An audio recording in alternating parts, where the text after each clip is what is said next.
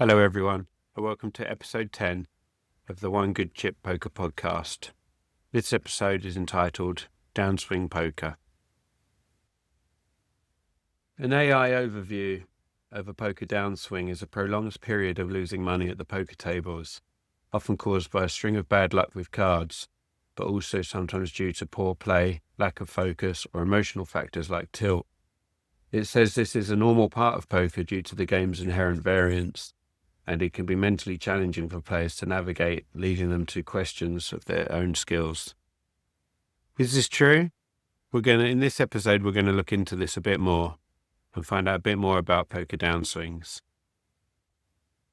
First of all, with downswings is you have to understand what you consider a downswing to be. Do you consider it to be a series of just bad luck, just dumb luck, where the poker gods look down on you and they think I'm going to make this hand go wrong for this person? Or do you consider it an actual mental thing, where you've been running maybe good for so long that you've gone on to what can be known as positive tilt, and you're playing every hand because you don't feel you can lose? You also have to look at what it is you were doing when you were doing so well on your last upswing, so we could call it. Did you up the stakes you were playing to try and make more money, therefore playing better opponents? Did you stop studying because you felt you didn't need to anymore because you were doing so well? All these things can affect you and can cause downswings after a while. Let's look at luck in poker. Of course, there is an element of luck in poker. However, over the long run, the skills that you learn will become the dominant factor. It will become down to reading players. It will come down to bankroll management, that sort of thing that will make you a good player rather than just the luck of the cards. Poker is no longer categorized as just a game of luck. It's more and more often being seen as what's considered a mind sport, categorized alongside games like chess and bridge. So if it's not luck that's ruining your game and causing your downswing, what else can it be? As we've just discussed, poker is a mental game. Poker brings up much challenges. It helps with the ability to manage emotions. You need to maintain focus and handle the mental challenges of variance and stress. Let's break these things down individually. First of all, how to manage emotions. The problem with not managing emotions during poker is it can lead to tilt. Tilt is what can make you angry.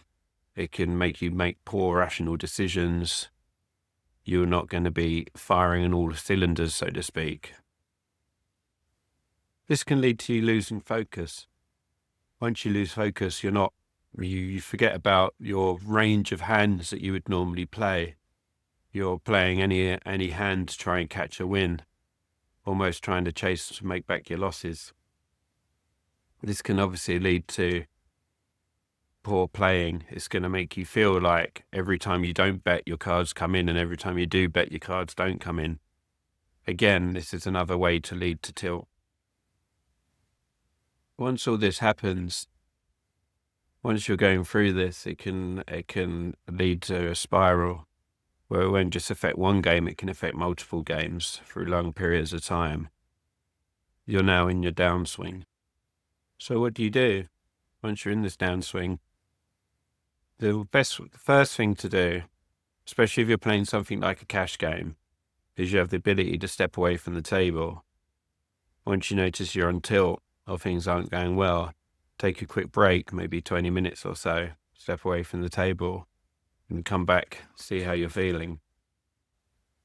If you come back and things aren't going well, this isn't the first session where things haven't gone well, maybe you need a longer break. Maybe take a week off, listen to some podcasts, do some studying, focus on poker, but don't necessarily play it. If you've taken a break, when you come back to the game, if your downswing has gone on a while, you may have found your bankroll has shrank quite considerably. Maybe think about lowering the stakes if possible. If you're playing 1-2, look for a 1-1 game. If you're playing 2-5, look for a 1-2 game. Just lower it down slightly and see if you can rebuild that bankroll. And playing different stakes might help you focus. While you're on a break, think about maybe analysing your hands, work out where you've been going wrong. There's plenty of online solvers now where you can type in hands and you get a play-by-play account of how they would play it. Remember, poker is very much a mental game. You need to practice things like patience to be able to play well.